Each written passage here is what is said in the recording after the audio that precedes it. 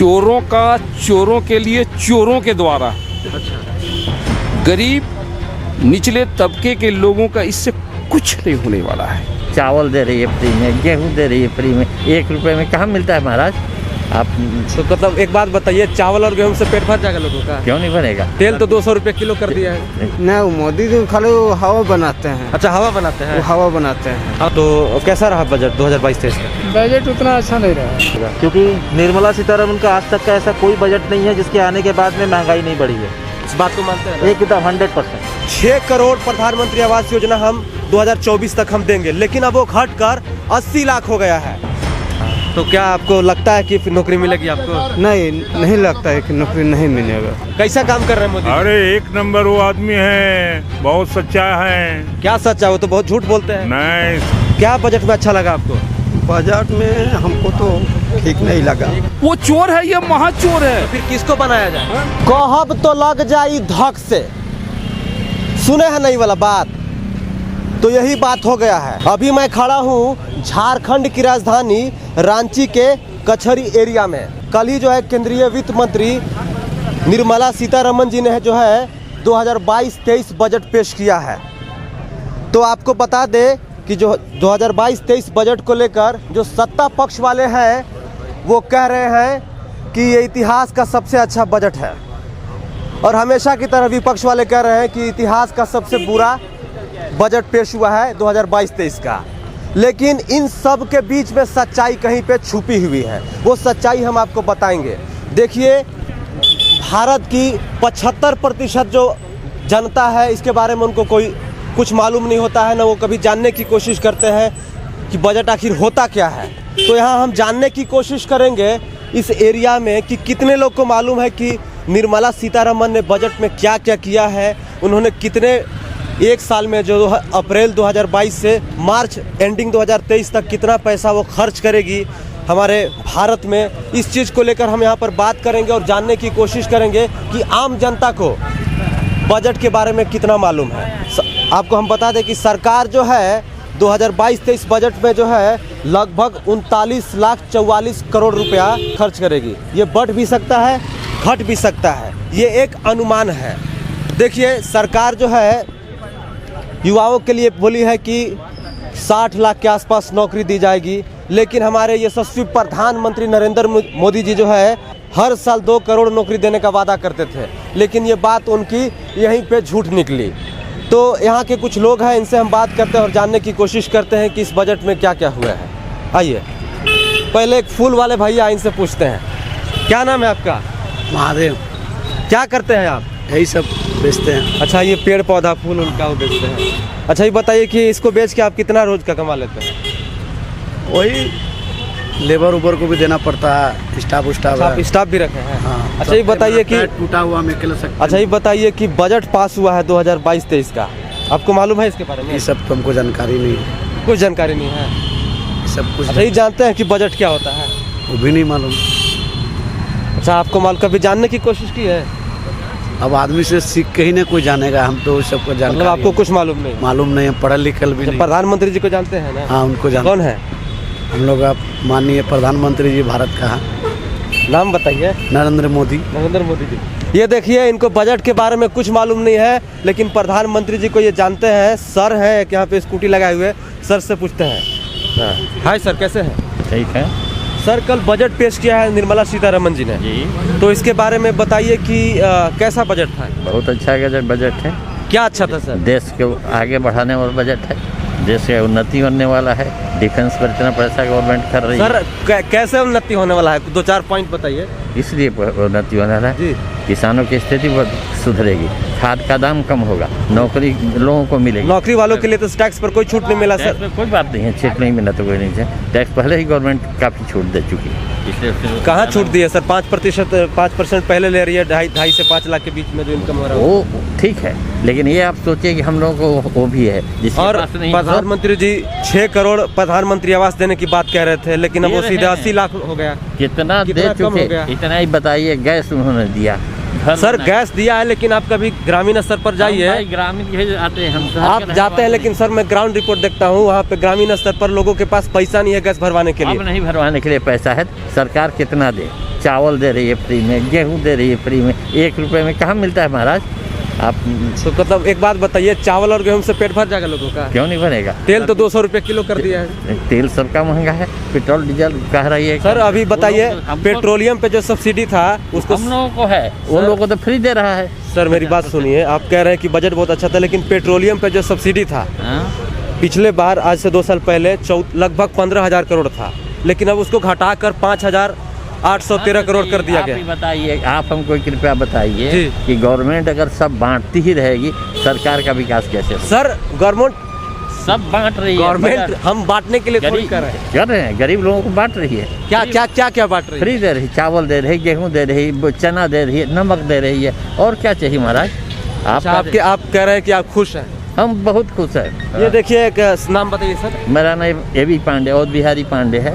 AB Pandey ji बोल रहे हैं कि मैं बजट से बहुत खुश हूं, लेकिन सर भारत के 75% जो जनता है उसको बजट के बारे में कुछ मालूम नहीं है। बजट के बारे में नहीं जानकारी है, लोगों को भ्रमित कर रहे हैं, इसीलिए कौन भ्रमित कर रहे हैं? जो विरोधी हैं, विरोध पार्टी आप किसी पार्टी से हैं क्या? किसी पार्टी का नहीं है, हम तो एकदम निर्विरोध है। हम सरकारी कर्मचारी होकर रिटायर किए हैं। अच्छा। हमको ये सब किसी पार्टी, लेकिन हम खुश हैं इसलिए कि सरकार बहुत कुछ बांट रही है फ्री में। इतना घर बनवा दी महाराज, आप जाकर देखिए देहात में। हम तो घूमते हैं ना, हम रेडियो से रिटायर। सर आप घूमते हैं, लेकिन हम आपको रेडियो से रिटायर किए हैं, इसलिए हमको सर पानी पीने के लिए नहीं है लोगों के पास, मिल रहा है। अब आप देखिए ना, उससे भी व्यवस्था किया है गवर्नमेंट, करने जा रही है। हर घर में नल जाएगा, नल का पानी आएगा।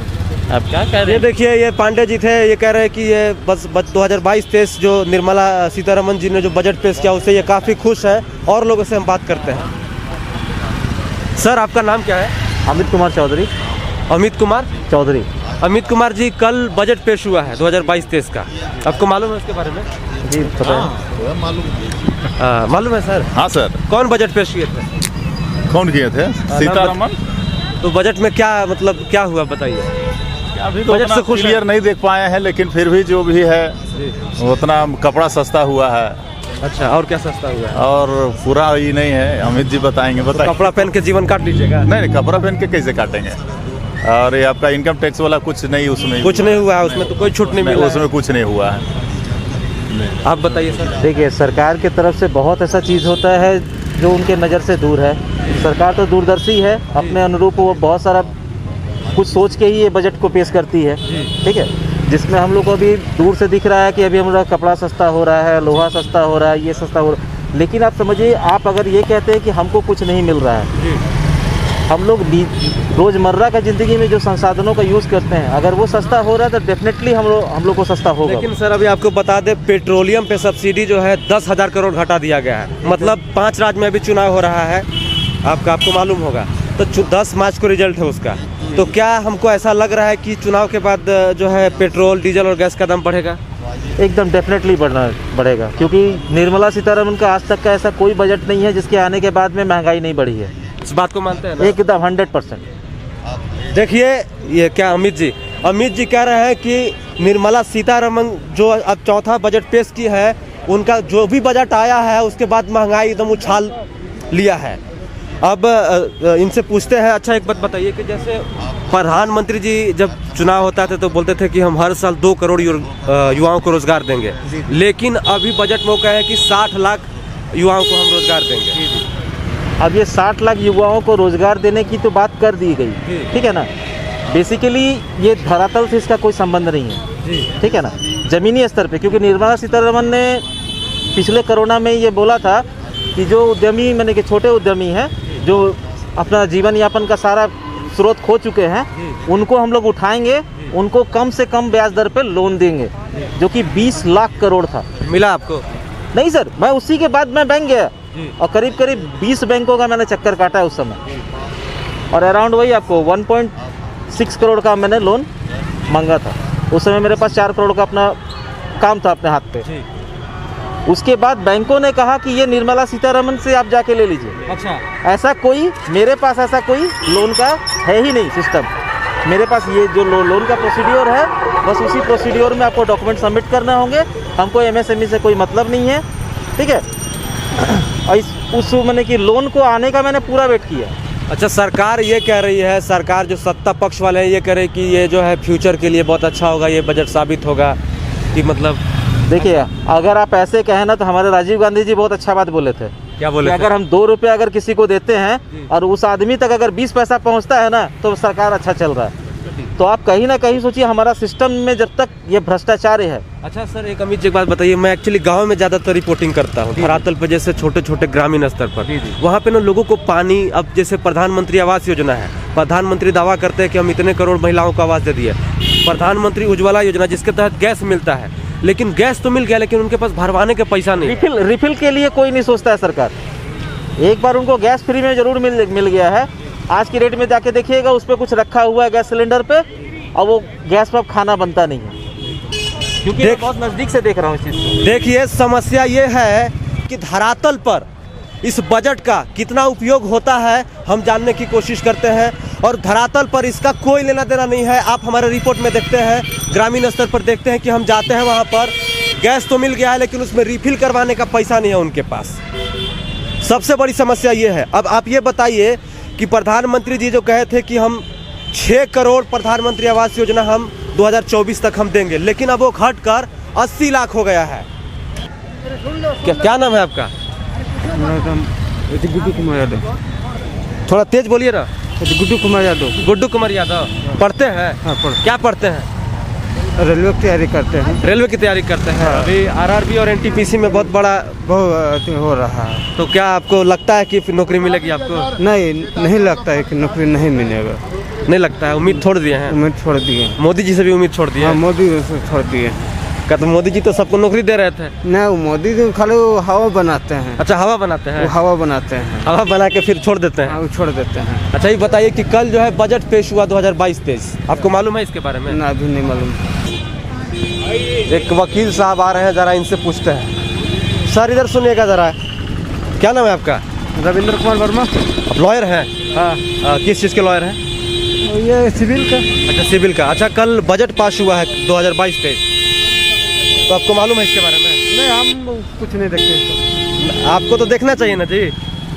अब यहाँ का राजनीति में क्या, ये राजनीति जो होता है वो तो हम लोग को कोई फायदा का राजनीति नहीं है वकील लोग के लिए। अच्छा, वो तो सब अपना अपना बड़ा लोग के लिए राजनीति होता है। अच्छा, मतलब गरीबों के लिए, आप लोग के लिए कोई राजनीति, इस वजह से आप ध्यान नहीं देते? नहीं ध्यान देते। ये देखिए, इनको भी मालूम नहीं है।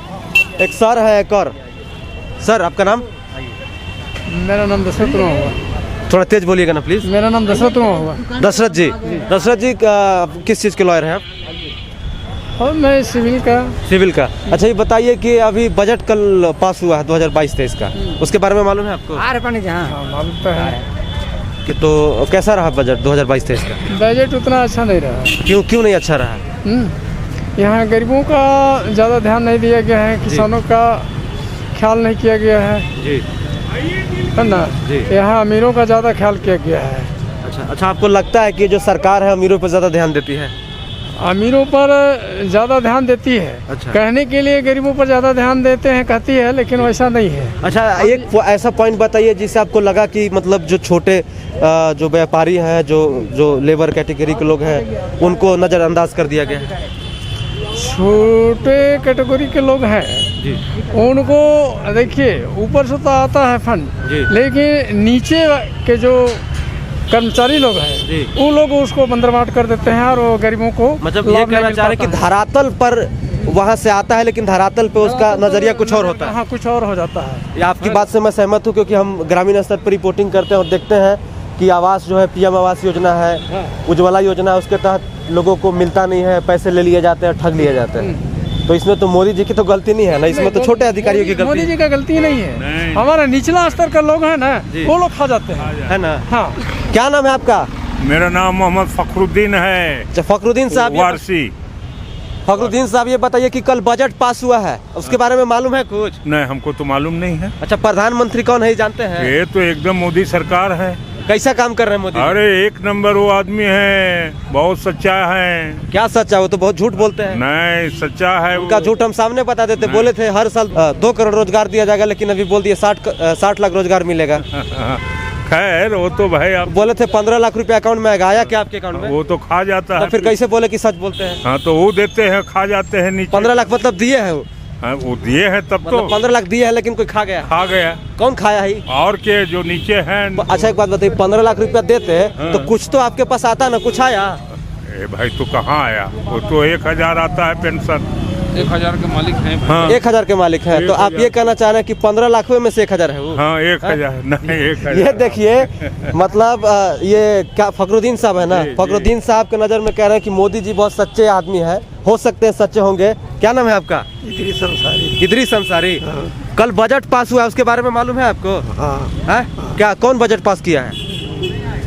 सीतारमन। है सीतारमन की है। क्या बजट में अच्छा लगा आपको? बजट में हमको तो ठीक नहीं लगा। क्या ठीक नहीं लगा आपको? माने नौजवान लड़का सबके वास्ते माने ठीक काम नौजवान वास्ते, लड़कों के वास्ते ठीक काम हुआ है? नहीं ठीक नहीं हुआ है।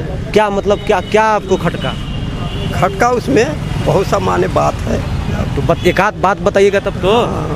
माने रोजगार नहीं मिलेगा और का रोजगार नहीं मिलेगा, तो रोजगार बोले हैं कि 60 लाख प्लस 16 लाख रोजगार मिलेगा। वो सब हवाई है। ये देखिए कम से कम ये अच्छा लगा कि कुछ लोगों को यहाँ पर मालूम है कि बजट पास हुआ और केंद्रीय वित्त मंत्री कौन है। मेरा नाम सुनील कुमार चौधरी जी। सुनील जी बताइए कि कल बजट पास हुआ है, निर्मला जी कल बजट पेश किए हैं 2022-23 का, तो आपको क्या लगा कि मिडिल क्लास जो लोग हैं उनके लिए कुछ इसमें फ़ायदा हुआ है? ये पूरी व्यवस्था जी चोरों के लिए और चोरों के द्वारा है। मतलब ये कहना चाह रहे हैं पूरा छापी चोरों के लिए चोरों के द्वारा। अच्छा। गरीब निचले तबके के लोगों का इससे कुछ नहीं होने वाला है इस बजट से। जी मतलब ऐसा क्यों, आप क्यों कह रहे हैं ऐसा? पूरी की पूरी व्यवस्था को अव्यवस्थित कर दिया इन लोगों ने। जिस मनसा और मीमांसा से लोगों ने इनको वोट दिया था, सत्ता पे बैठाया था, उस पे खड़े नहीं उतरे। सब चीज़ को बोलते हैं कि घाटे में चल रहा है, इसलिए प्राइवेटेशन कर रहे हैं, इस वजह से प्राइवेट शोषण कर रहा है। जी। अच्छा एक बताइए कि अभी हम ज़्यादातर गांव में घूमते हैं, प्रधानमंत्री उज्ज्वला योजना के तहत महिलाओं को गैस मिला था, सिलेंडर, लेकिन अब हम जाते हैं तो कहते हैं कि इतना महंगा हो गया है, गैस में डलवा ही नहीं पाते उसमें। उससे क्या प्यास बुझाएंगे आप? बिल्कुल नहीं है।